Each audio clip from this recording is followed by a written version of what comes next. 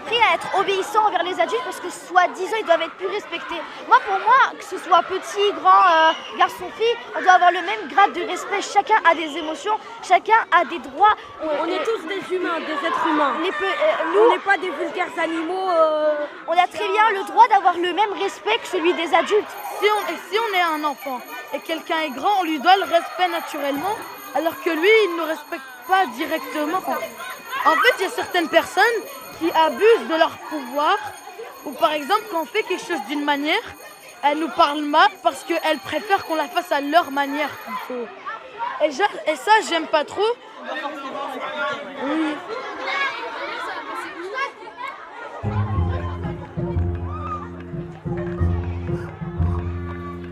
Le plus souvent dans l'histoire, Anonyme était une femme. Les bras se sont levés, les bouches sont exclamées. Maintenant, il faut des mots. Ça dure toute la vie, une évasion. C'est tout le temps à refaire. Le féminisme est une révolution, pas un réaménagement des consignes marketing. Toutes ces vies, infiniment obscures, il reste à les enregistrer.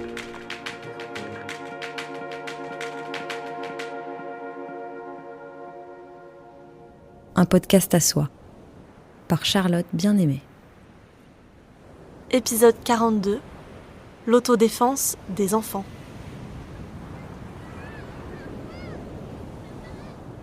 Je me souviens du jour où je suis devenue maman pour la première fois.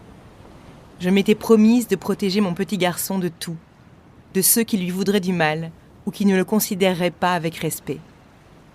Je me disais que mon amour serait une armure suffisante. Si j'écoutais ses besoins jusqu'au bout, si j'entendais ce qu'il avait à me dire, si mes bras l'entouraient constamment, il serait toujours en sécurité. Il serait protégé du monde. J'ai bien vite compris que cela ne serait pas suffisant. Aujourd'hui, mon petit garçon a 7 ans. J'ai réalisé que le protéger, c'était aussi l'armer pour qu'il puisse se défendre par lui-même contre les injustices et les violences. Parfois, cela me rend triste. J'aimerais qu'il puisse ne penser qu'à jouer, aimer, rire, apprendre, courir, sans se soucier d'entrer en résistance. N'est-ce pas déjà un lourd fardeau pour un si petit ? Et puis, je me sens souvent démunie. Quels sont les bons mots, les bons outils ? Comment prévenir sans faire peur ?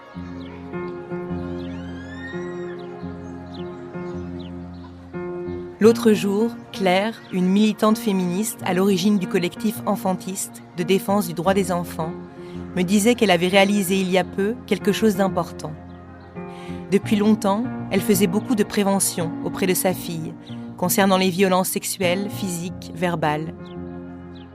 Elle lui répétait que son corps lui appartenait, elle lui parlait de consentement, mais elle n'avait jamais pensé à lui expliquer quoi faire si la violence advenait un jour malgré tout. C'est tout le travail que mènent Laura et Manon et l'équipe de l'association Garance. Elles sont monitrices d'autodéfense féministe. Elles ont décidé il y a quelques années de mettre en place des ateliers d'autodéfense pour les enfants dans les écoles primaires, pour les munir d'outils concrets afin de faire face à d'éventuelles agressions, pour accroître leur confiance en elles et en eux et faire émerger des ressources personnelles et collectives. Ce programme s'appelle Enfants capables. Il a été créé il y a 40 ans aux États-Unis et utilisé aujourd'hui dans une vingtaine de pays. J'ai assisté à l'un de ces ateliers. Je n'avais jamais entendu cela. J'ai compris qu'armer les enfants, poser les mots, donner des outils concrets, sortir des tabous, ne pouvait que les rendre plus forts et plus heureux.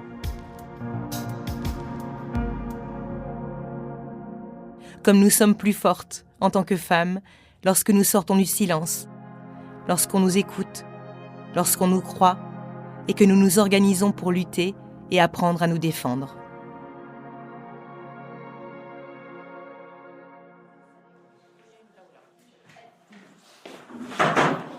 Bonjour tout le monde. Bonjour. Ça va ? Oui. Alors, on est hyper contente de vous voir aujourd'hui avec Manon. Et moi, je m'appelle Laura. On va passer la matinée ensemble pour discuter de tout ce qu'on peut faire pour que nos vies soient le plus possible sans violence. Ok ? On est là pour vous parler de prévention, en étant au courant de ce qui peut se passer, mais surtout en ayant des idées de ce qu'on peut faire.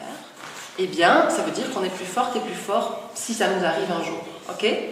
On va prévenir les agressions ensemble et on va surtout trouver plein d'idées, de stratégies que vous pouvez développer, que nous on sait, dont vous êtes capables, que vous êtes suffisamment courageux, courageuse et suffisamment forte et fort pour réussir à faire, ok ? Donc, pour commencer l'atelier, est-ce que vous connaissez le mot agression ? Oui. Ouais. Quelqu'une veut expliquer ? Oui. Agresser quelqu'un, ça peut être verbalement, Ouais. ça peut être physiquement, ça peut aussi être sexuellement. C'est quand on fait quelque chose à quelqu'un mais que cette personne n'aime pas ce qu'on fait. Ouais. Super. C'est quoi un droit ? Est-ce que quelqu'une veut bien m'expliquer ce que c'est un droit ? Samuel ? C'est quelque chose qu'on peut faire. Par exemple, nous les enfants, on a le droit d'apprendre, d'être en sécurité. Et les adultes, ils ont aussi des droits. Ok, super. Donc un droit, c'est quelque chose qu'on peut faire. Et Samuel, il a fait une petite différence entre le droit des enfants et le droit des adultes. C'est très intéressant. Parce que c'est vrai qu'il peut y avoir des différences entre ce que les adultes ont le droit de faire et les enfants ont le droit de faire, ce qui est parfois pas très juste d'ailleurs. Mais aujourd'hui, on va parler de 3 droits que tout le monde a.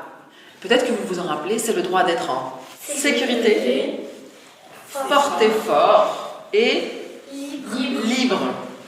Alors, qu'est-ce que ça veut dire être en sécurité ? Qui a une idée ? Être en sécurité, c'est quand, par exemple, imaginons qu'on est dehors. Et si on est en sécurité, on n'aura pas peur de sortir. On se dira qu'il ne va rien se passer. On sait qu'il ne va rien se passer. Alors que si on n'est pas en sécurité, on aura peur de sortir. Donc vous avez vu qu'être en sécurité, ça veut dire, effectivement, je me sens bien, je me sens ok d'aller dehors, je sais qu'il ne va rien m'arriver. Ok, Julia, tu voulais rajouter quelque chose ? On peut se sentir en sécurité avec ses parents, on peut se sentir en sécurité avec ses amis, mais par exemple, peut-être s'il y a des personnes qu'on n'aime pas, on peut se sentir pas en sécurité avec eux. Moi, je me sens beaucoup en sécurité avec les parents de mes amis. Ok, super. Vous avez vu, il y a plein de personnes différentes avec qui on peut se sentir en sécurité et ça dépend de chacun, de chacune. Ok ?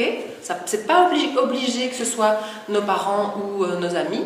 Ça peut être aussi beaucoup d'autres personnes. Est-ce qu'il y a des endroits spéciaux où vous vous sentez en sécurité ? Chez moi, et c'est tout. Chez moi, c'est tout. Chez toi, tu te sens en sécurité ? À l'école. À l'école, tu te sens en sécurité.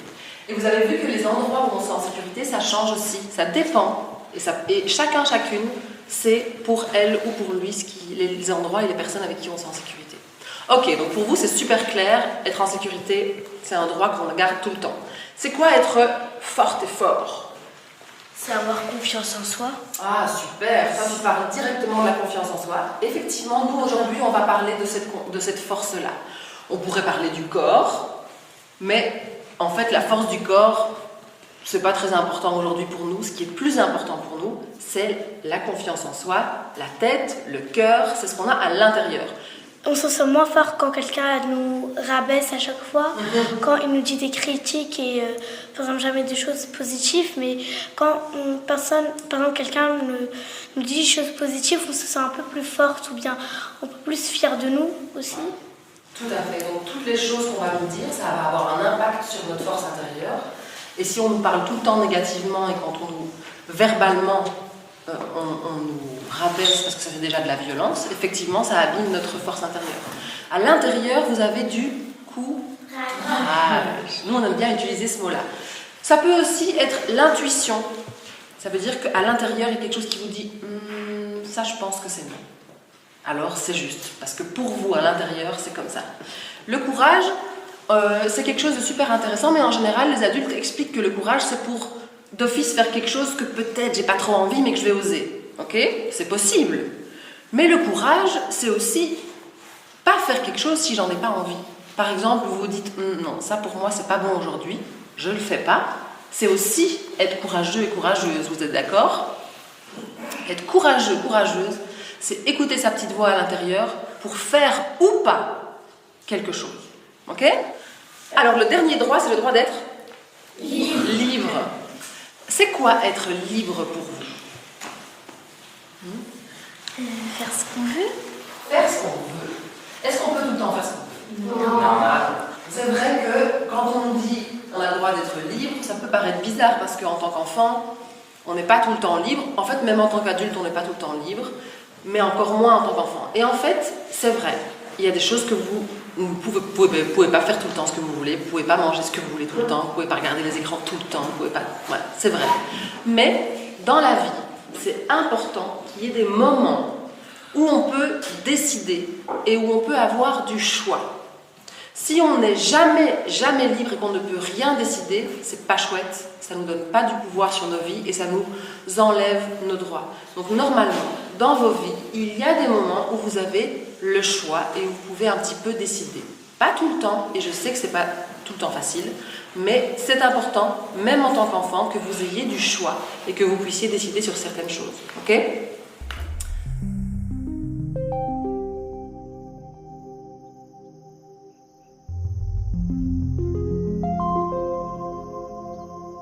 Cette nuit-là, alors que je dormais à poing fermé, la lune est venue me voir et m'a tout expliqué.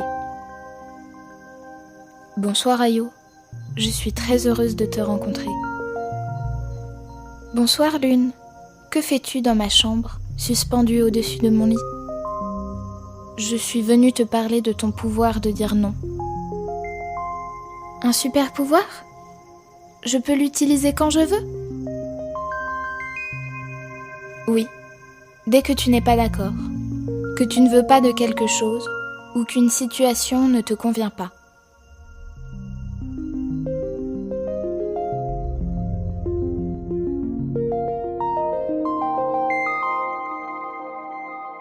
Ophélie Cellier et Thomas Piet. J'ai le droit de dire non.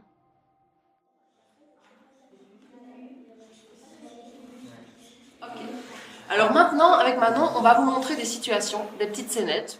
On va jouer une première scène où Manon va jouer une enfant de votre classe. Manon a 11 ans et demi et ça fait maintenant quelques mois qu'elle va toute seule déjà à l'école parce qu'elle habite tout près. Ok ? Et je m'appelle... Et tu t'appelles Violette ? Ouais. Ok. Et moi, je vais jouer le rôle d'une autre enfant de la même école que Violette et je vais m'appeler Mégane. Et j'ai 13 ans, d'accord ? Vous êtes prêts, vous êtes prêtes ? Oui. C'est parti. Et toi ? Viens. Oui, viens. Moi ? Oui, viens. Allez. Qu'est-ce que t'as dans tes poches ? J'ai rien. Moi, si. Je sais que t'as de l'argent dans tes poches. Je te vois tous les jours acheter des choses. Donne-moi ton argent. Mais comment je vais faire ? Moi, j'en ai besoin pour... Je m'en fiche. Allez, donne-moi. 1 euro. Mais qu'est-ce que tu veux que je fasse avec 1 euro ? Je veux que tu donnes tout ce que t'as. Mais comment je vais faire pour manger à midi ? Mais je m'en fiche complètement. Donne-moi tout ton argent. Allez. Ah, c'est mieux.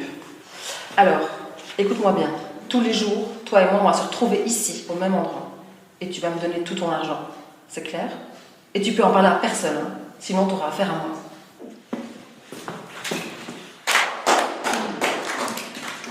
Alors, comment est-ce qu'elle se sent Violette, le personnage que je jouais ?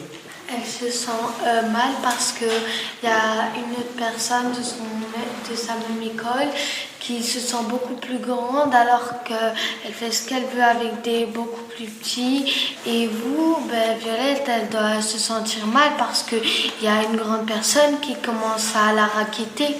Est-ce que vous pensez qu'elle se sent en sécurité ? Non, du tout. Elle se sent forte et libre ? Non, ok, d'accord. Tout à l'heure, Myriam, tu disais que Mégane, elle se sentait plus forte. Est-ce que, à votre avis, est-ce que c'est une bonne façon de se sentir forte ? Non. Alors pourquoi ? Qu'est-ce qu'on pourrait dire ? C'est qu'elle a utilisé sa force pour s'en prendre aux autres. Mégane, en fait, elle a utilisé sa force pour oppresser Violette, qui, elle, n'a pas voulu lui donner son argent, mais elle a dit si, elle a mis la pression et elle n'a pas eu d'autre choix que de la donner. Ouais. Et en fait, c'est comme s'il n'y avait que Mégane dans... Elle était vraiment géante et Violette, elle la regardait comme ça et elle pouvait rien faire. Du coup, elle a donné son argent et sans pouvoir dire non, sans pouvoir se sentir en sécurité, ni être forte. Super, tout à fait, Vassel. Tu as parlé d'oppression, en effet, c'est une oppression, même l'image qu'une personne est plus grande et nous on est plus petits. quand l'autre est en train d'avoir du pouvoir et de se sentir forte, mais qu'elle fait du mal à une autre personne, alors ça, c'est pas ok. Et en fait, elle est en train de lui enlever ses droits. Alors, quelles seraient les solutions pour Violette pour se sortir de cette situation et garder ses droits? En parler à un adulte pour que ses parents commencent à la ramener à l'école. En parler à l'école aussi pour voir quelque chose avec les parents de Megan. Elle pourrait aussi en parler à ses professeurs, à l'éducatrice s'ils en ont une à l'école. Ouais, ok. Donc en parler à des adultes, ça c'est une bonne solution. Et elle peut peut-être aussi courir jusqu'à l'école le temps qu'elle la rattrape. Ouais, tout à fait. On peut essayer de trouver un lieu où on se sent en sécurité. Et donc aller dans ce lieu de sécurité. Et qu'est-ce qu'elle-même, elle pourrait faire, Violette, pour se sortir de cette situation? Qu'est-ce qu'elle pourrait trouver? Qu'est-ce qu'elle pourrait dire? Elle pourrait dire non, c'est mon argent, je vais pas te le donner. Qu'elle pourrait essayer d'un petit peu l'ignorer, de continuer à marcher. Et que si elle continue de lui dire, elle peut aussi lui dire d'arrêter de forcer parce qu'elle lui donnera pas. Et voilà. Génial. Donc ça c'est une solution aussi, ignorer, de poser nos limites, dire non. C'est un petit mot, mais en fait qui peut nous donner pas mal de courage et de force et de dire non. Mais est-ce qu'elle va le dire non comme ça non, j'ai pas envie. Non, arrête, stop. Si elle dit non comme vous avez fait, la plus grande personne, elle va se dire dans sa tête, même quand on entend sa voix, elle a peur. Alors je vous propose qu'on s'exerce un petit peu à faire ce non. Super. Tout le monde a de l'espace, ça va? Tout le monde a son espace? On a les épaules qui descendent et ici, le plexus, ça s'appelle le plexus très ouvert. Comme s'il y avait un soleil à l'intérieur de nous. On va être comme si on était des géantes et des géants. On va imaginer que nous, on est les personnes qui vous demandent de l'argent. Et vous nous regardez dans les yeux. Et avec notre force à l'intérieur, on va dire non. On essaye? Vous êtes prêtes et prêts? 1, 2, 3. Non! Ok, encore une fois. Vous pouvez faire plus fort. Attention, 1, 2, 3. Non! Voilà. Merci. Ok. Alors, super. Comment est-ce qu'on se sent après avoir dit non, comme ça? Quelles seraient les émotions? Fortes. Ok. Oui. Soulagée. Ok. Forte, soulagée. Il y a des émotions qui sortent et qui nous font du bien. Anna? Je me sens libre. Libre aussi. Ok, super. Donc ça, c'est vraiment un mot de force. Tu veux dire un autre mot? En sécurité aussi, à l'intérieur de moi. Ouais, génial. Ok, donc ça, c'est vraiment un mot qui, tout petit, mais en fait, qui a une force incroyable. Et donc, utilisez-le quand vous en avez vraiment besoin. Il est là tout le temps pour vous. Parce que c'est pas toujours facile de dire non. Et donc, face à ça, parfois, on a un peu peur et avoir un ami avec nous, ça nous fait du bien, ça nous donne de la force. Ok, on va rejouer la scène et cette fois-ci, Violette, elle va essayer d'utiliser ses solutions et elle va avoir besoin d'une amie qui voudrait bien l'accompagner sur le chemin de l'école. Est-ce que Anna, tu veux bien? Oui? Allez, bien. Ah, enfin te voilà, t'es en retard. Allez, demande ton argent. Non! Comment ça, non? Mais on a un accord, toi et moi? Non, Allez. on n'a pas d'accord. T'as pas le droit de me faire ça. Mais d'abord, c'est qui elle? C'est Anna, ma copine. Oui, mais j'ai pas besoin, tu peux aller à l'école, je vais juste parler avec Violette. Non, elle est ma copine et elle reste avec moi. Mais tu vas me donner ton argent? Non, et si tu continues comme ça, on va aller en parler à quelqu'un. À la directrice. On va le dire à qui vous voulez, de toute façon, vous êtes juste une bande de bébés. On n'est pas une bande de bébés, et on va le dire. Merci Anna. Merci Anna.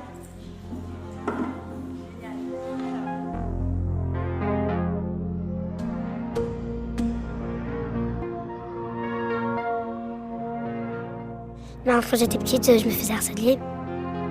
On me disait « Oh, mais toi, t'es trop petite. Est-ce que tu t'es vue comment t'es trop moche? Comment t'es petite, on dirait trop une frite parce que je suis mince. » Maintenant, je sais comment me défendre. Si jamais il y a quelqu'un qui veut me faire du mal ou faire quelque chose, je sais comment je dois réagir, qu'est-ce que je dois faire, qu'est-ce que je dois répondre. Avant, j'avais pas vraiment des idées en tête que je pouvais me défendre. J'ai aussi compris qu'il y avait aussi des limites à ma vie. Que j'étais pas comme un ballon qu'on pouvait jouer avec toujours. Que quand je voulais qu'on arrête, que c'était mon droit de ma liberté. Parfois, par exemple, quand il y a des personnes qui voulaient, par exemple, mes trucs à moi, je leur donnais, alors que quand c'était moi qui voulais leur affaire à eux, ils me laissaient pas. Et là, j'ai aussi un peu compris que je dois pas toujours être gentil avec les autres parce que après j'aurais peur qu'ils se fâchent ou comme ça. Moi, je pense que des fois, les adultes, ils nous traitent pas comme si on était des humains parce que ils se sentent plus forts, supérieurs à nous. Ils nous respectent moins que nous, on les respecte. Ils disent qu'il faut avoir du respect pour les adultes, mais les adultes doivent aussi avoir du respect pour les enfants. Par exemple, des fois, je suis en train de jouer avec ma sœur, elle est plus grande que moi, elle a 16 ans. Me tire pas les cheveux, et je la pousse. Et après, elle me dit, je suis plus grande que toi, tu n'as pas le droit de me pousser. Et donc, et de toute façon, toi, t'es plus petite. Et moi, je pense que même si elle est plus grande que moi, elle devrait me respecter. Et j'aime pas vraiment quand elle me fait ça, donc je le dis à ma mère.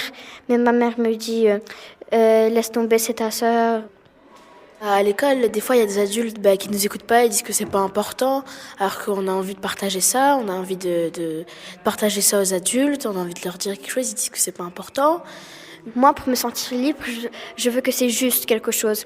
Par exemple, jeudi dernier, je me suis disputée avec un garçon et après, madame nous a crié dessus et nous, on a dit, madame, c'est lui qui a commencé à nous insulter. Et après, moi et ma copine, on a eu copié 15 fois « je blesse pas au cœur ni au corps ». Et lui, il s'est en sorti sans rien faire alors que c'était lui qui avait commencé. Et pour moi, c'est de l'injustice. J'ai même en parlé à ma mère, mais elle a dit, c'est la vie, c'est comme ça l'école, il faut s'habituer.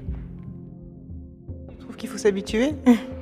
Vous croyez qu'il faut s'habituer à l'injustice? En vrai, il faut pas s'habituer parce que c'est pas normal. Mais vu que ça arrive tous les jours, même si c'est pas très juste, il faut s'y habituer parce que c'est comme ça.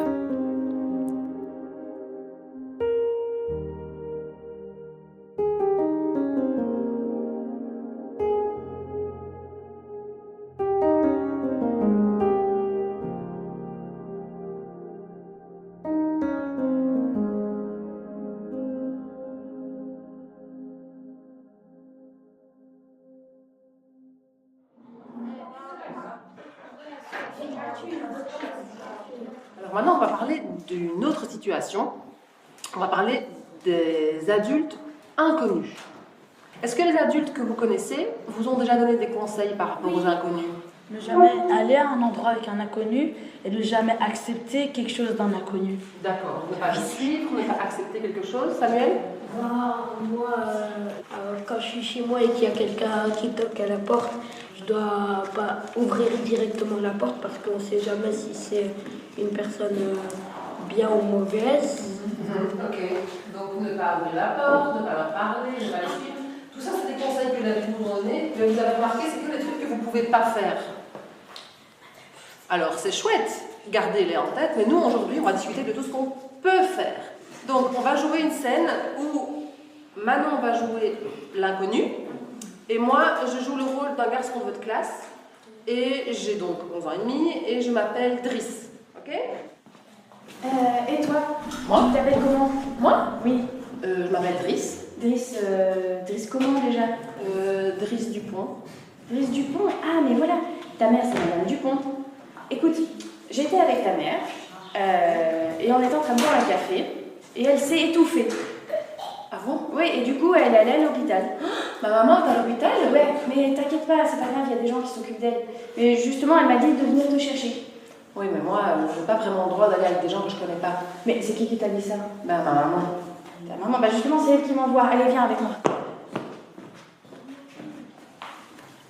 Qu'est-ce qu'il a utilisé l'inconnu pour embobiner Driss?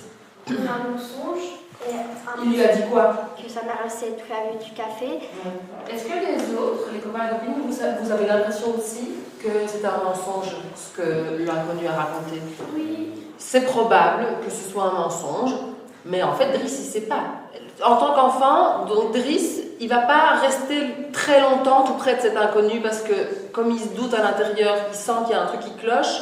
Je ne vais pas commencer à discuter avec lui pendant plein de temps. Donc, je peux lui poser éventuellement une question pour vérifier, mais si je suis sûre de mon coup et que je sens qu'il y a un problème, je vais plutôt m'éloigner de cet inconnu que de rester tout près, ok? Et pour ça, au moment où l'inconnu par la Driss, qu'est-ce qu'il pourrait faire justement? Donc là, on a vu que l'inconnu a réussi à l'attraper. Qu'est-ce qu'il pourrait faire? C'est ma technique par excellence quand je trouve quelque chose qui cloche ou quand il y a quelqu'un qui me suit. C'est que je fais semblant qu'il y a mon lacet qui est déréglé ou quelque chose comme ça. Je lâche mon lacet et je cours à l'autre bout du pays, moi. Ouais, donc courir, c'est une super stratégie. En tant qu'enfant, vous courez méga vite. Soit je retourne à l'école et je trouve monsieur ou Hélène à l'entrée ou une personne adulte à qui je parle de ce qui vient de se passer, ou bien je rentre chez moi si je suis plus près de chez moi et si je suis juste à côté, ou bien je rentre dans un magasin, mais en tout cas je vais dans un endroit où je suis sûre et certaine d'avoir du soutien et d'avoir d'autres adultes qui vont pouvoir m'aider jusqu'à ce que une personne de confiance vienne me chercher ou ce qui se passe autre chose, ok? Donc je cours quelque part où je sais que je vais pouvoir avoir de l'aide, ok? Alors, si maintenant on imagine que l'inconnu l'a effectivement attrapé par le bras, là, c'est différent de la situation tout à l'heure d'intimidation et de harcèlement. À partir du moment où l'adulte me tient, j'ai le droit de me défendre avec mon corps pour lui faire mal, pour que je puisse m'en aller. Je ne vais pas rentrer dans un combat avec l'inconnu, parce que c'est pas comme dans les films et dans les dessins animés. Le but de l'autodéfense, c'est juste que l'inconnu me lâche pour que je puisse m'en aller chercher de l'aide, ok? Quels sont les gestes d'autodéfense que Driss peut faire? Ça veut dire que donc en tant qu'enfant, des gestes que je peux faire, que je suis capable et qui vont faire mal à l'inconnu pour qu'il me lâche. Ouais. Oui, un coup de poing dans le ventre. Coup de poing dans le ventre. Clac. Ça marche. Je peux m'en aller. Ok. Quoi d'autre? Mordre, ça marche. Ziad. Écraser son pied. Clac. Ça marche. Un coup de pied? Comme ça? Oui. Alors ici, c'est un os qui s'appelle le tibia et un coup de pied très fort dans cet os, ça fait lâcher l'inconnu. Ok. Il y a une autre stratégie? Ouais. Les parties intimes. Ça fait mal. On peut aussi le faire avec son genou. L'idée, c'est pas de faire un combat. Mais ce qui est important, c'est que vous vous rappeliez, ok, il m'a pris mon bras, mais il me reste une main, il me reste deux jambes, il me reste ma tête. Si maintenant l'inconnu a mis sa main devant ma bouche, qu'est-ce que je peux faire? Je vais prendre sa main et vous lui attrapez comme ça, après vous lui tournez la main. Alors si je prends toute sa main, peut-être c'est très difficile. Par contre, si je prends le petit doigt ici et que je le retourne, ça marche bien. Okay. Je peux aussi faire le petit doigt quand s'il me tient ici, ça marche. J'ai aussi accès au petit doigt pour le faire ici. Okay.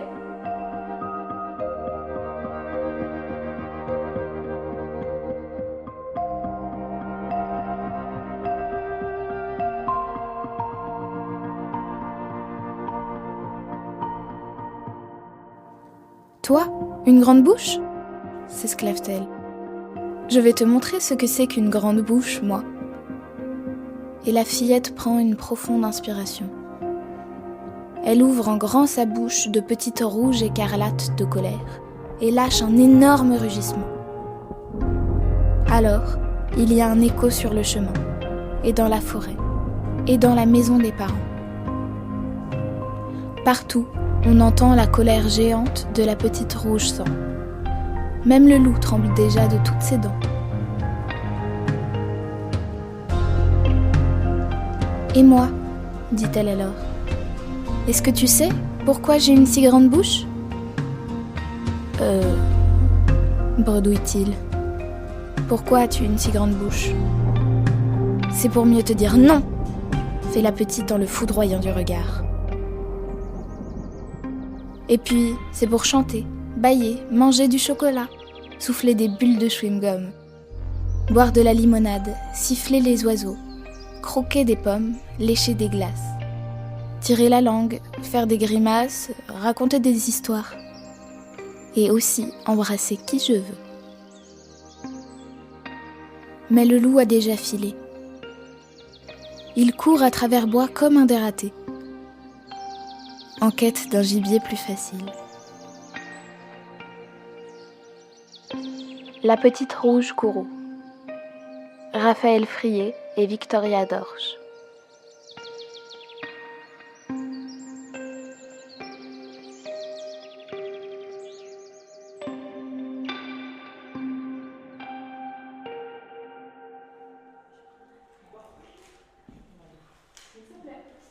Alors, un truc super important que je ne vous ai pas dit tout à l'heure, par rapport à l'autodéfense, les gestes qu'on vous a montrés, est-ce que ce sont vraiment des gestes qu'on utilise dans la cour de récréation?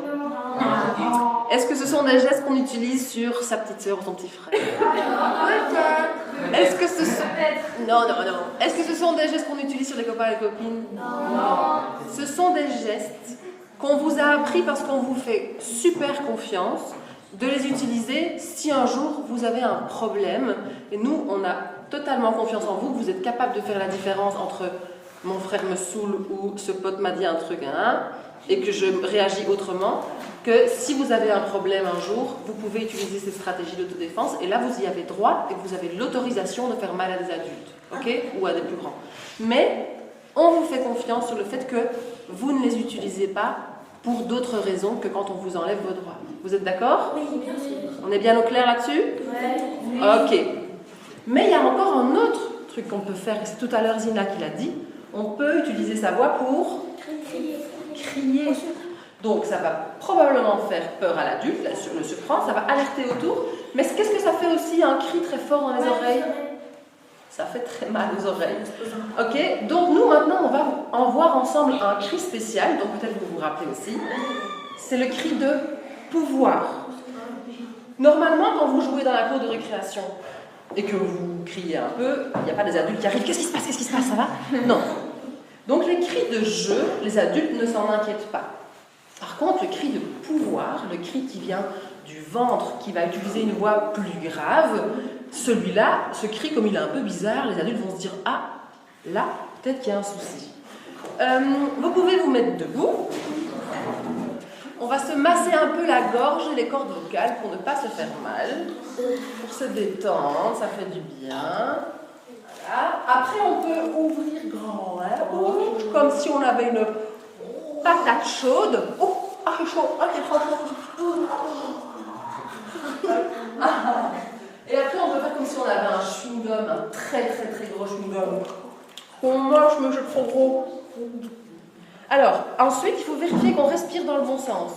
Normalement, si vous mettez votre main ici, et quand vous respirez, que vous prenez de l'air à l'inspire, normalement, votre ventre est censé se gonfler. Là, le ventre rentre. Ouais, c'est juste. La position du cri de pouvoir, c'est une position où on va être ancré dans le sol. Ça veut dire que nos deux jambes sont dans la continuité de notre bassin. Et c'est une position où je me sens forte et fort. Ha! Ha! Super. Maintenant, on va le faire plus longtemps, mais on va imaginer que ma main, c'est le volume du son. Si ma main est en bas, vous criez petit. Au milieu, vous criez un peu plus fort. Et au-dessus, vous criez très fort. Parti.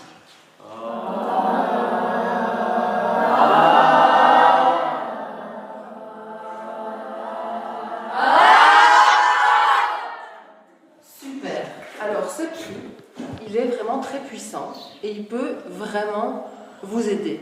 Mais, est-ce que vous allez l'utiliser tous les jours? Non. Ah, vous savez déjà tout. En fait, si vous l'utilisez tout le temps, les adultes autour de vous risquent de s'y habituer. Par contre, ce qui est super chouette comme idée, c'est de le montrer, le cri, aux adultes que vous connaissez. Je te le montre. Si j'ai un problème, un jour, je ferai ce cri et donc ça veut dire que j'ai besoin d'aide. Donc c'est important que les gens autour de vous le connaissent, ok? Alors on connaît une personne. Il y a aussi un enfant qui a crié, mais je suis allée au parc un jour et il y a un enfant, il était avec ses parents, il était en train de jouer et il y a un homme, il vient, il le prend, l'enfant il commence à crier de toutes ses forces, mais il y avait là, c'était un restaurant où c'était rempli de personnes, mais personne l'entendait et alors l'homme il est venu, il a pris de force, il l'a mis comme ça sur son dos, après il l'a emmené chez lui. Okay. Mais on ne sait pas. Sur les inconnus qui emmènent des enfants, il y en a beaucoup. Et souvent, les adultes parlent beaucoup de cette situation-là parce que les adultes autour de vous, en général, pensent que c'est vraiment la violence la plus importante et la plus grave qui pourrait arriver à des enfants. Alors, je vous dis un truc super important.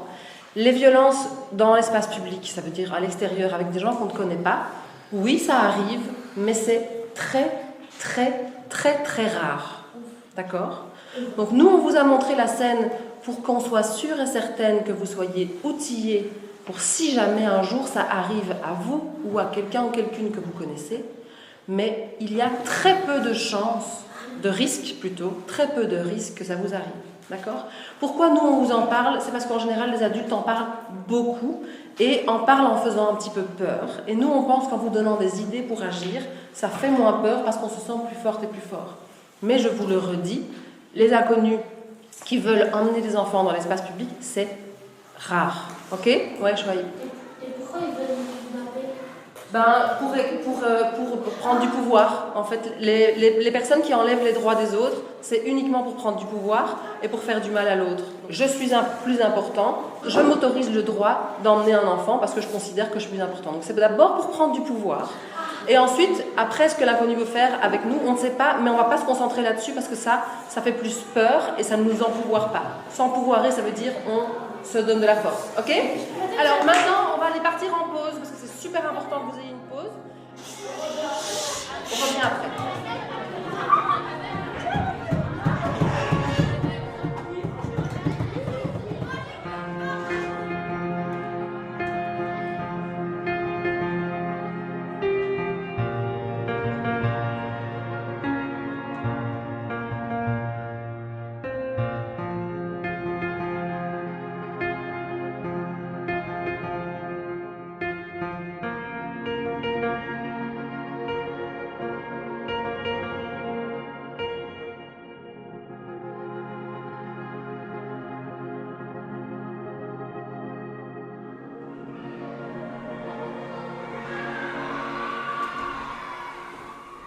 C'est très important de savoir dire à l'enfant de dire non.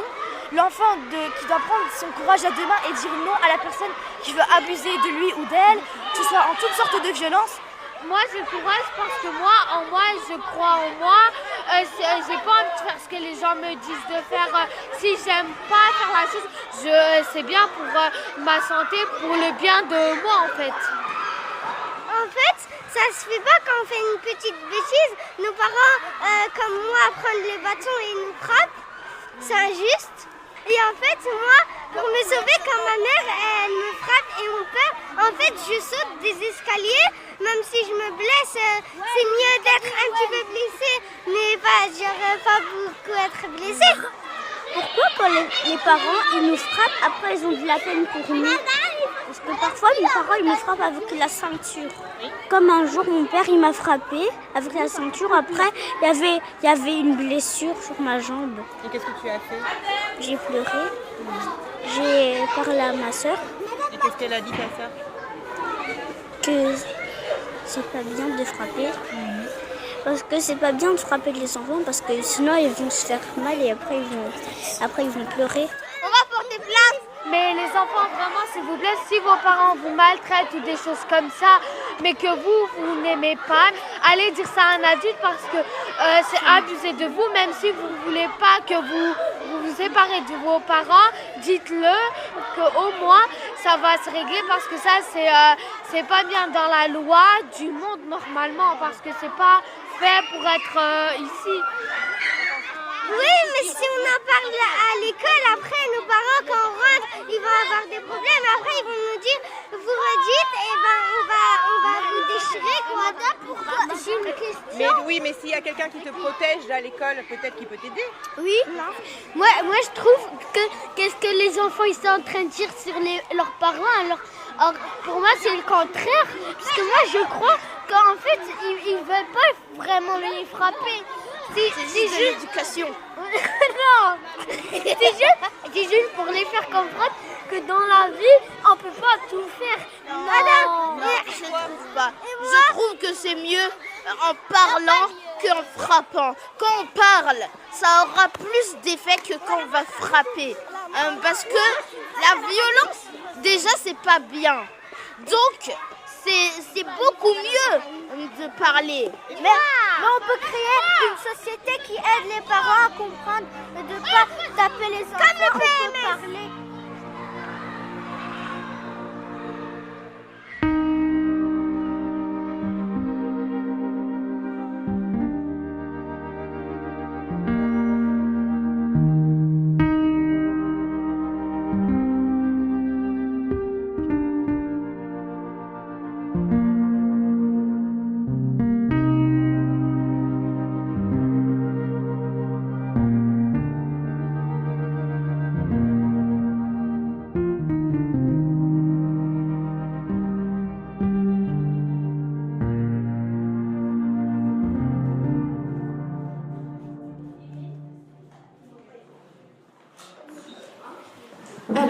maintenant, après avoir parlé des inconnus, des personnes qu'on ne connaît pas, maintenant on va parler des personnes qu'on connaît qui pourraient essayer de nous faire peur et d'enlever nos droits. Alors d'habitude, les personnes qu'on connaît, c'est nos parents, nos grands-parents, nos sœurs, nos frères, la famille, les babysitters, babysitteuses, ça peut être les professeurs, ça peut être... voilà, ça peut être tous les gens qu'on connaît. Et d'habitude, ces gens qu'on connaît, ils ne voudraient pas nous faire du mal, mais ça peut arriver que ces personnes qu'on connaît pourraient nous parler d'une manière qui nous blesse, pourraient nous toucher d'une manière qui nous dérange. En tout cas, si ça arrive, il faut savoir qu'ils n'ont pas le droit et que nous non plus, aussi, on n'a pas le droit de toucher une autre personne d'une manière qui le déplaît, qui le dérange, qui n'est pas d'accord avec. Alors c'est une scène qui peut être un peu dérangeante, mais c'est important qu'on en parle pour qu'on puisse savoir quelles sont les solutions. La scène, on va imaginer que moi, je m'appelle Sarah et que j'ai 10 ans et que je suis chez mon oncle et chez ma tante. Et ma tante est partie faire des courses et je suis restée à la maison devant ma télévision parce que j'ai envie de rester devant ma télévision et il y a mon oncle qui est là. Et c'est Laura qui va jouer. Moi, je suis l'oncle. Je regarde ma télévision. Salut Sarah, ma nièce préférée. Bonjour. Ça va? Oui, ça va. Dis, qu'est-ce que tu regardes là? Je regarde la télé. Non mais ça va pas du tout ça a l'air beaucoup trop violent, viens, on va couper. Allez. Alors, viens un peu plus près de moi. Non mais plus près, allez, viens. Ah voilà, ça c'est bien. Oh là là, je suis tellement contente de te voir. T'as grandi, donc quel âge tu as maintenant? J'ai 10 ans. 10 ans, oh là là, qu'est-ce que tu es grande. On se voit pas assez souvent, vraiment, je trouve que c'est très chouette de te voir enfin. Dis, moi je voudrais te faire plaisir. Qu'est-ce que tu voudrais recevoir comme cadeau? J'aimerais bien une trottinette électrique. Trottinette électrique, écoute, moi ton nom, parce que vraiment je t'aime très fort, j'aimerais vraiment bien te l'offrir. Mais d'abord, il faut que tu sois un petit peu plus gentil avec moi. Il faut que tu me fasses un bisou. Hein? Allez, allez. J'entends ma tante qui revient. Sarah, ce qui vient de se passer entre toi et moi, c'est un secret. Tu n'en parles à personne. D'accord? C'est un peu gênant. Pourquoi, à votre avis, vous êtes mal à l'aise de voir la scène? Parce que c'était un vrai bisou. Ah, c'est ça qui vous inquiète, qu'on se soit fait un vrai bisou. Je me suis tournée quand je veux bisou, moi.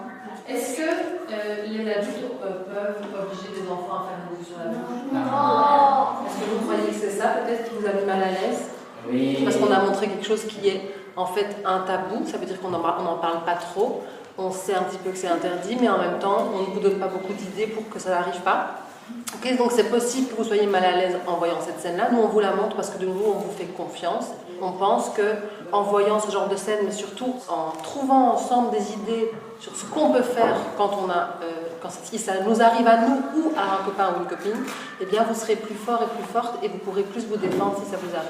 Ok, c'est pour ça qu'on vous la montre quand même. Ok? Est-ce qu'il y en a qui aimeraient résumer un peu la scène qui vient de se passer?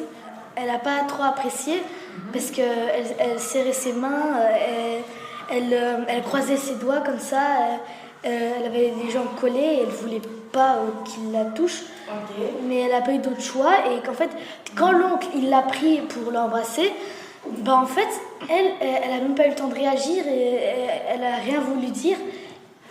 Son oncle il prenait sa main et il mettait sur sa cuisse et elle enlevait sa main et en paniquant, mais au moment où il a dit le bisou, elle s'est directement levée parce qu'elle n'a pas aimé.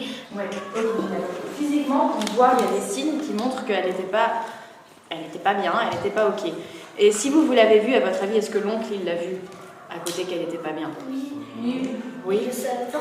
Oui, en tout cas, si vous l'avez vue à cette distance et que l'oncle était juste à côté, en fait, il a vu qu'elle n'était pas bien. Il l'a forcée à faire des choses qu'elle n'aimait pas et il l'avait vu. Mais est-ce que ça veut dire qu'elle n'aime jamais qu'on la touche? Non. C'est parce que là, elle a plus sa dignité, sa vie privée à elle. Elle n'est plus vraiment dans sa bulle. Oui, exactement, elle n'est plus dans sa bulle. Mais donc, est-ce que vous avez des touchés qu'on pourrait dire en exemple que vous aimez bien recevoir?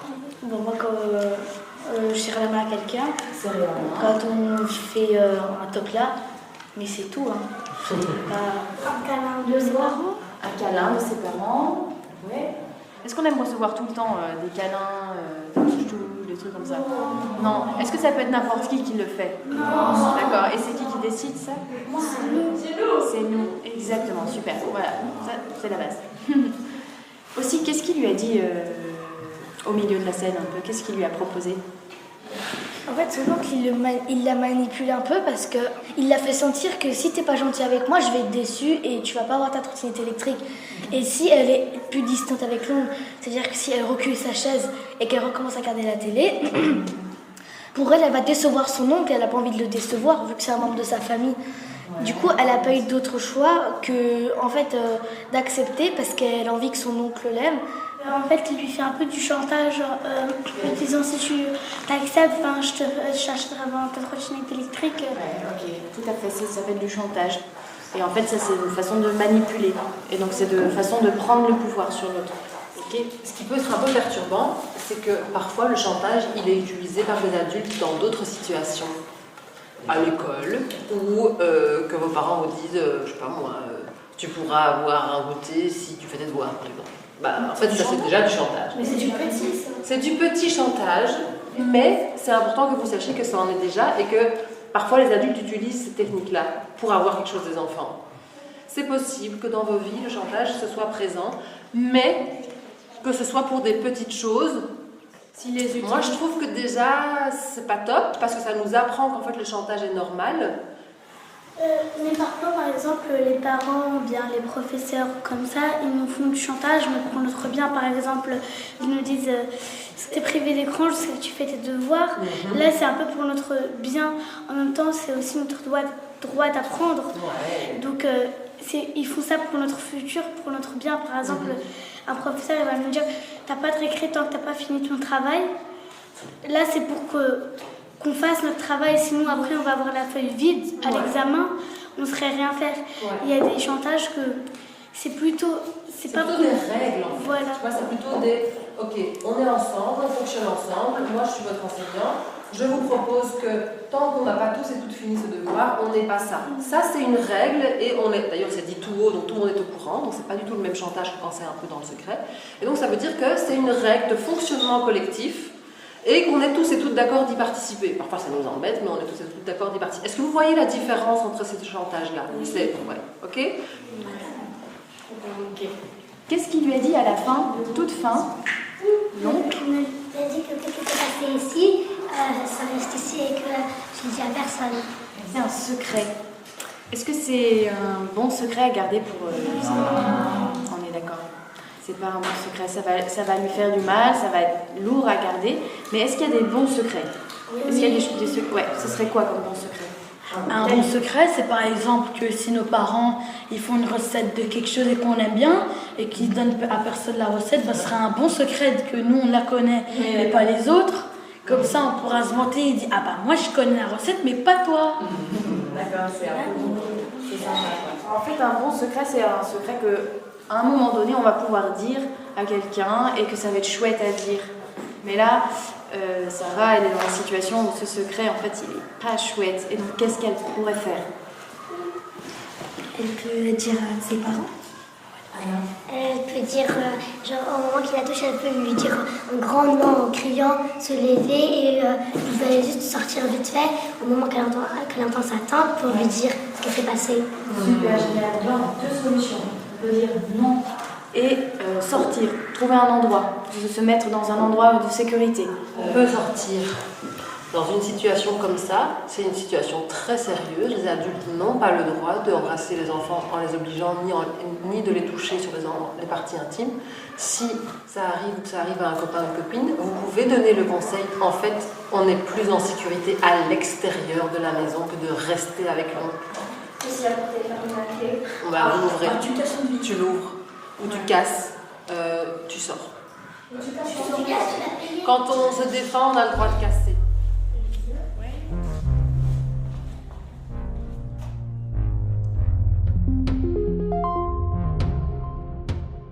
Elle a peur tout le temps et partout. Dans le salon, dans la salle de bain, dans la cuisine, dans sa chambre.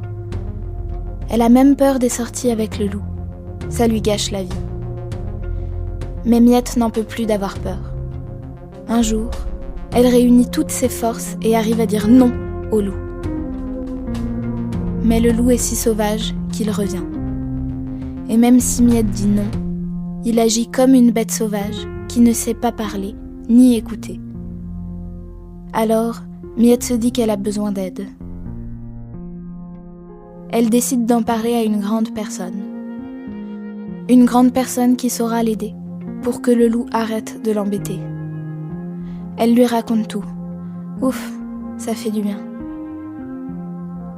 Malheureusement, la grande personne ne fait rien du tout.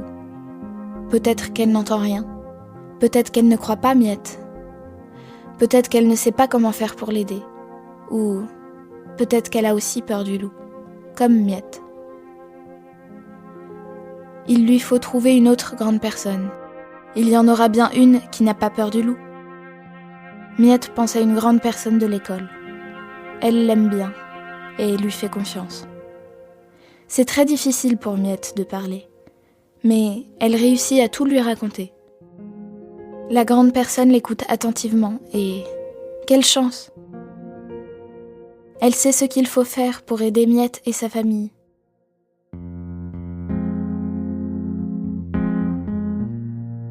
Elle lui explique que le loup n'a pas le droit de faire ses caresses.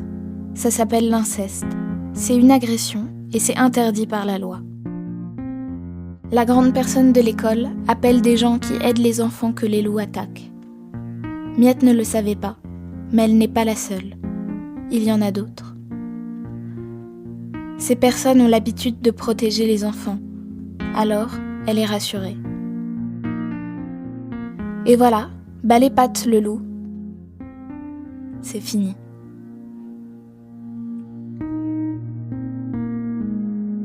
Le loup. Maï Lan Chapiron.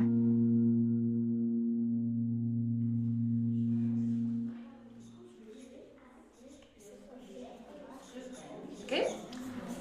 On va rejouer la scène. Allez, alors, je suis toujours devant ma télé. Ah, salut Sarah, ma nièce préférée. Ah, bonjour. Ça va? Oui, ça va. Oh, tu regardes encore la télé, me dis, il faut couper ça. Allez. Ah, mais tous mes amis l'auront vu. Non, je suis sûre que tu l'avais déjà vu en plus. Allez, viens, moi je voudrais que tu me fasses un de tes beaux gros bisous. Non. Non? Mais comment ça non? Non, j'aime pas ça. Mais t'adores ça d'habitude? Non, c'est toi qui aimes, c'est pas moi.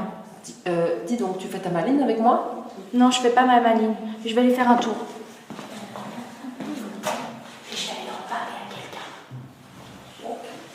Est-ce que vous pensez qu'elle avait quand même un peu peur? Oui. Oui, quand même, parce que c'était son oncle, que c'était une personne qu'elle connaît. Donc c'est pas toujours facile de dire non. Et est-ce que vous pensez que si jamais elle avait beaucoup trop de peur et qu'elle n'arrivait pas à dire non et qu'elle a accepté de faire le bisou à l'oncle une deuxième fois, mais qu'au fond d'elle, elle se disait « je vais aller en parler à quelqu'un », est-ce que vous pensez que c'est ok? Non. Non? Pas vraiment? Elle se sentirait pas en sécurité et pas forte ni libre parce qu'elle n'a pas pu refuser. Oui, c'est vrai, c'est sûr, on se sentirait tout ça, mais... Parce que, en fait, ce qui est en train de se passer, c'est la faute de qui? De l'oncle. En effet, c'est pas sa faute à elle. Donc même si elle a fait le bisou, c'est pas de sa faute. Et elle n'a pas à sentir une culpabilité parce qu'elle n'arrivait pas, elle avait trop de peur et qu'elle n'arrivait pas à dire non. Donc c'est pas sa faute d'avoir eu peur, en fait. C'est la faute de l'oncle. Et donc on dit que c'est ok si elle fait le bisou, mais le plus important, c'est d'aller en parler. C'est d'aller en parler à quelqu'un pour que cette situation, elle s'arrête. Ok. Anna? Je pense pas que l'oncle ait réellement réagi comme ça. Il criait dessus et pas resté comme ça. Alors, c'est effectivement aussi possible que l'oncle crie, se fâche ou l'oblige, bien entendu. Il y a toujours pire. Et dans une situation qui nous arrive, qui n'est pas chouette, si on imagine toujours le pire, en fait, ça nous bloque, ça nous empêche d'avancer. Donc oui, c'est possible que l'oncle se fâche. Mais moi, je pense que même si l'oncle se fâche, vous avez des idées et des stratégies que vous pouvez appliquer si ça se passe. Donc, si l'oncle se met à crier, elle peut partir, elle peut courir, elle peut appeler quelqu'un, elle peut lui dire quand même non, même s'il crie, et elle peut aller se réfugier quelque part en fermant la porte à clé. Elle peut faire plein de choses, des idées que vous avez dans votre tête. Un enfant qui dit non, ça peut vraiment surprendre l'adulte. Donc c'est possible que l'oncle soit surpris. que la surprise lui fasse pas arriver à parler tout de suite, c'est possible. Et puis, comme Shaima a dit, allez le dire à quelqu'un. Allez le dire à quelqu'un. Alors on a dit, on peut le dire à ses parents. À qui est-ce qu'on pourrait le dire aussi, Julien? À quelqu'un qu'elle a vraiment très très confiance. À quelqu'un en qui elle a vraiment très confiance. Oui, ça c'est une Ou bonne aussi solution. à sa tante parce que vu qu'ils sont mariés, du coup. Vraiment parler avec sa tante. Ok, mais est-ce que les adultes, ils croient toujours les enfants?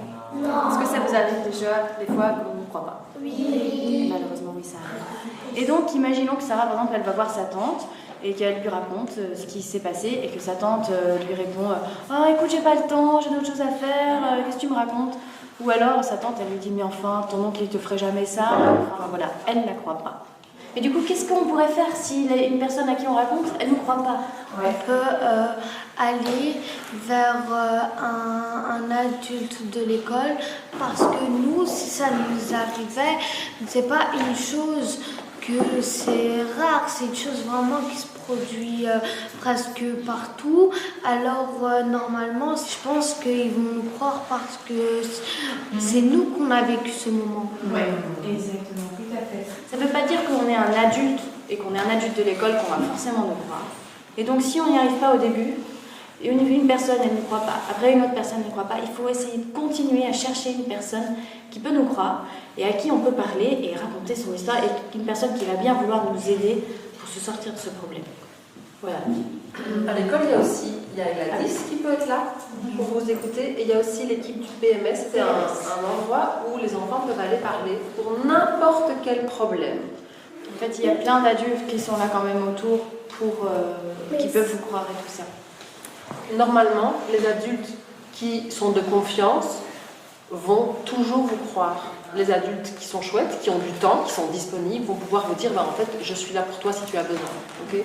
Donc vous, votre pouvoir magique, c'est de reconnaître quels sont les adultes avec qui vous vous sentez en sécurité. Ça veut dire quels sont les adultes qui vous écoutent, qui vous croient et qui vont vous aider. Si maintenant face à vous, vous avez un adulte qui n'a pas ça, qui a l'air mal à l'aise, qui vous dit oui mais bon, est-ce que tu es sûr, et qui n'a pas envie de vous aider, pas de souci, vous passez au suivant. On ne s'énerve pas, on cherche une autre adulte qui va nous aider, ok? Il y en aura toujours au moins un ou une. Parfois ça demande un petit peu d'effort de chercher. C'est pas normal, mais c'est possible. Ok? Parce qu'il y a pas que des personnes humaines à qui on peut parler, il existe aussi des numéros à qui on peut téléphoner. Oui, super. Ouais. On a écrit un numéro au tableau qui est le 103. Ça s'appelle Écoute Enfant et c'est une ligne qui est gratuite, qui est anonyme, que vous pouvez utiliser à n'importe quand et que derrière, il y a des gens qui sont formés pour vous aiguiller, pour vous écouter, pour vous conseiller des choses à faire suivant votre problème. Maintenant, je vous propose à toutes et tous de prendre un petit moment pour vous. Donc, je vous invite à fermer les yeux pour se recentrer un peu sur soi et de réfléchir à quelles sont les personnes autour de vous qui sont des personnes de confiance. Si jamais vous aviez un problème, avec qui vous pourriez vous confier et que vous sentez qu'ils pourraient vous croire. Ça peut être des copains et des copines, mais il faut au moins qu'il y ait un ou une adulte. Et quand vous avez trouvé, vous pouvez rouvrir les yeux.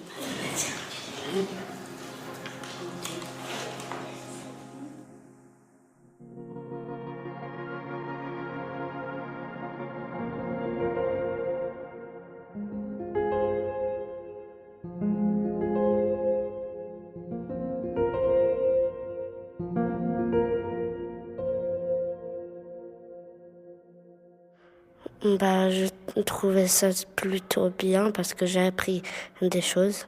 On pouvait appeler un numéro de l'assistance aux enfants. Je savais un peu, mais je savais pas exactement quel numéro. Le 103. S'il y a des gens qui me croient pas, mais que je dis une vérité, je peux les appeler et ils vont me croire. Et du coup, ça t'est déjà arrivé, ça, de te dire des choses et qu'on te croit pas, toi, en tant qu'enfant? Oui. Je me suis sentie déçue. Alors j'ai laissé tomber. Est-ce que tu veux me raconter? Non. Non.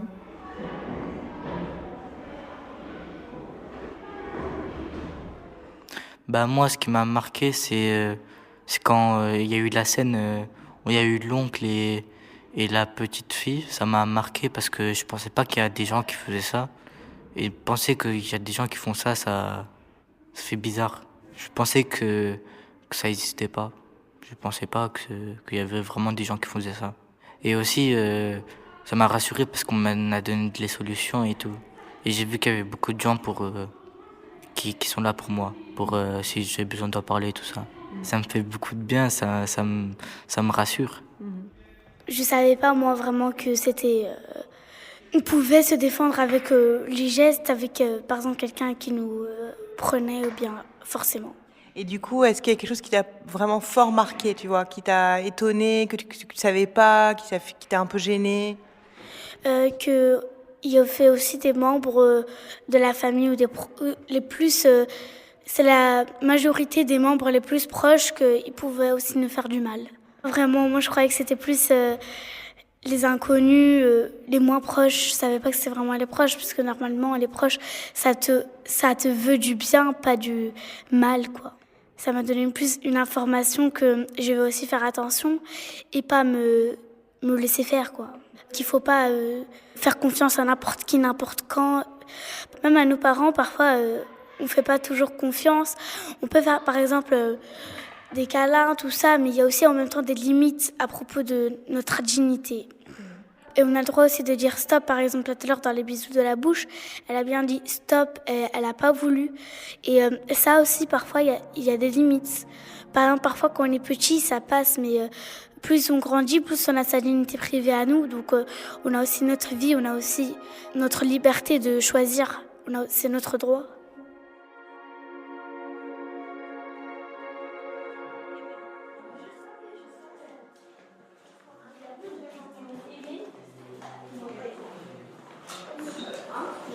Et maintenant, on va voir une dernière scène où on va voir qu'est-ce qui se passe avec une personne de confiance quand on se confie à quelqu'un qui veut bien nous croire et qui veut bien nous écouter.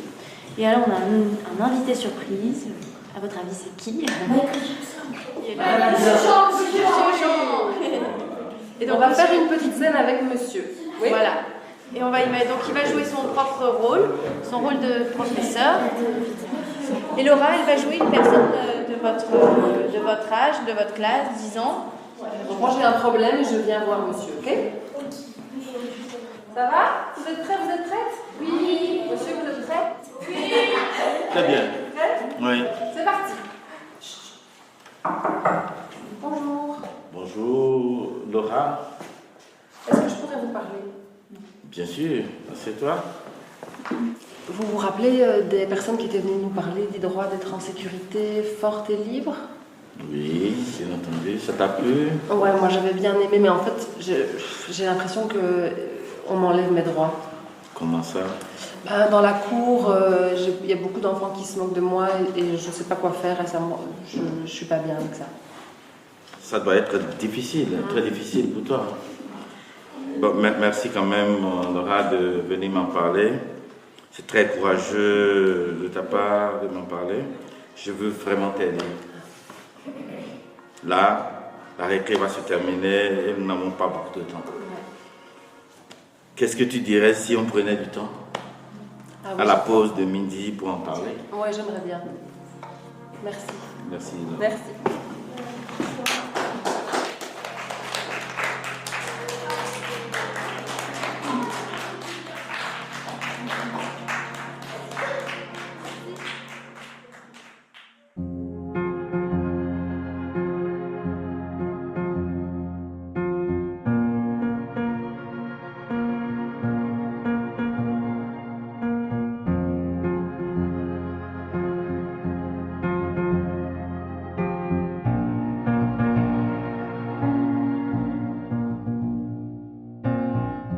C'était un podcast à soi de Charlotte Bien-Aimée, réalisé par Solène Moulin, qui en compose aussi les musiques originales. Assistante éditoriale, Sarah Bénichou. Lecture des textes, Jeanne Coloma. Illustration, Anna Vandag-Augusset. Merci à l'école qui m'a accueillie, aux enfants et à toute l'équipe de Garance. Un podcast à soi est produit par Arte Radio. Vous pouvez le réécouter sur toutes les plateformes de podcast et sur le site arteradio.com. Écrivez-nous à l'adresse unpodcastasoi@artefrance.fr, sur le Facebook d'Arte Radio, l'Instagram Charlotte Bien-Aimée ou le Twitter Un Podcast à Soi. On se retrouve en avril pour le dernier épisode de cette série consacrée à la domination adulte. Nous parlerons de violences éducatives et de la manière dont nous pouvons, nous, adultes, travailler sur les rapports de domination entre les adultes et les enfants. Vive la radio, vive les podcasts, vive les révolutions féministes.